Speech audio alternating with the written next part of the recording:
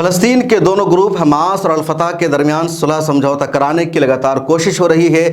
چین اس سلسلے میں لگاتار اقدام کر رہا ہے اور اب دونوں گروپ کے بیچ بیجنگ میں ایک اور میٹنگ ہو رہی ہے۔ 21-22 جولائی 2024 کو فلسطین کا جو مسئلہ ہے، جو تنازع ہے، اس کے لیے الفتح بھی، محمود عباس بھی بہت زیادہ ذمہ دار ہیں۔ حماس کی کوشش ہے مسجد اقصیٰ کو آزاد کرانا، بیت المقدس کو آزاد کرانا، غزہ پٹی اور فلسطین کا جو بچا کھچا ایریا ہے اس پر مضبوط حکومت قائم کرنا، اس کو اسرائیل کے تسلط سے بچانا، دنیا کے تسلط سے بچانا، آزاد مستحکم حکومت قائم کرنا، اور جو پورا فلسطین رہا ہے جس پر اسرائیل بن چکا ہے اس کو آزاد کرانا، اسرائیل کا نام و نشان مٹانا، یہ حماس کے بنیادی ایجنڈا میں شامل ہے۔ جو فلسطین اتھارٹی ہے، جو الفتح گروپ ہے جس کی قیادت محمود عباس کرتے ہیں، ان کو یہ باتیں برداشت نہیں ہیں۔ وہ چاہتے ہیں کہ اسرائیل کا وجود رہے، امریکہ کی فوجی چھاونی اسرائیل بنا رہے، باہر کے ملکوں کا تسلط رہے اور فلسطین کا جو ایریا ہے اسی طرح غیر مستحکم رہے۔ اسی بنیاد پر دونوں کے بیچ لگاتار لڑائی رہتی ہے۔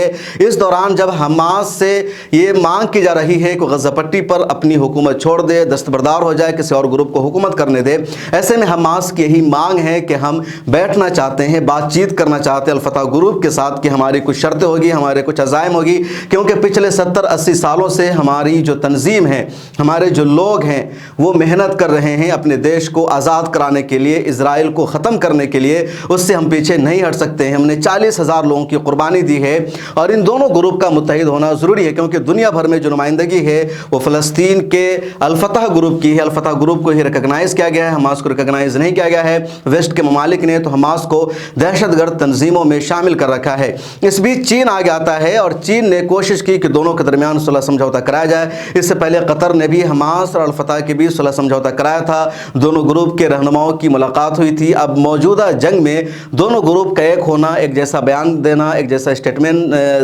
دینا ضروری ہے۔ تو ایسے میں چین نے پچھلے مہینہ بھی دونوں گروپ کی میٹنگ کرائی اور اب ایک اور میٹنگ ہونے والی ہے۔ اس بیچ خبر آئی کہ دونوں گروپ کے درمیان صلح سمجھوتا نہیں ہو رہا ہے۔ حماس کے رہنماؤں نے الزام لگایا تھا الفتح گروپ پر کہ وہ اسرائیل کے ساتھ ملے ہوئے ہیں، وہ اسرائیل کے وجود کو چاہتے ہیں، اس کو مستحکم دیکھنا چاہتے ہیں، مسلمانوں سے، فلسطینی قوس سے ہمدردی نہیں ہے۔ الفتح گروپ کی طرف سے بھی اس کا جواب دیا گیا کہ غزہ پٹی میں جو قتل عام ہو رہا ہے، جو جنوسائیڈ ہو رہا ہے، اس کے لیے حماس ذمہ دار ہے۔ حماس نہیں چاہتی کہ جنگ بندی اور سیز فائر ہو۔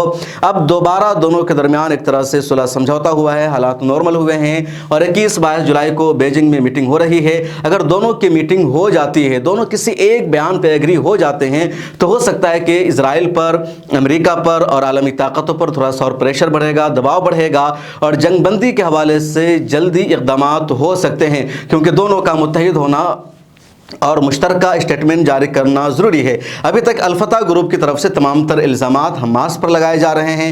کل پرسوں بھی محمود عباس کا ایک بیان سامنے آیا تھا جس میں انہوں نے کہا تھا غزہ پٹی اور فلسطین کے حالات کے لیے حماس کے رہنما ذمہ دار ہیں، اسرائیل اور امریکہ ذمہ دار نہیں۔ تو اس بیان نے بہت زیادہ نقصان پہنچایا، کیونکہ فلسطینی جو گروپ ہے، جو لیڈرز ہیں، وہ کئی ٹکڑوں میں تقسیم ہو چکے ہیں۔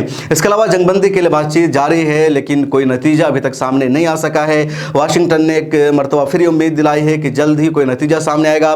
اس بیچ غزہ پٹی پر اسرائیل کا حملہ تیزی کے ساتھ لگاتار جاری ہے۔ کل پرسوں کے دوران بھی بہت بڑا حملہ کیا جس میں 100 سے زیادہ فلسطینیوں کی شہادت ہو چکی ہے، لوگ تڑپ رہے ہیں اور پورا انفراسٹرکچر جو ہے غزہ پٹی کا وہ تباہ ہو چکا ہے، بچے بھوک سے بلک رہے ہیں، کوئی پرسان حال نہیں ہے، انٹرنیشنل امداد بھی وہاں تک نہیں پہنچ پا رہی ہے۔ اس بیچ امریکہ کے صدر کے امیدوار ڈونلڈ ٹرمپ پر حملہ ہوتا ہے اور اس حملہ نے پوری دنیا کی توجہ غزہ پٹی سے ہٹا کر امریکہ کے صدارتی چناؤ کی طرف کر دی ہے، ٹرمپ کی طرف کر دی ہے، جس کا ایک اور نقصان ہو رہا ہے۔ لیکن جلد ہی غزہ پٹی پر دنیا کی توجہ ہوگی، ایسی امید لگ رہی ہے۔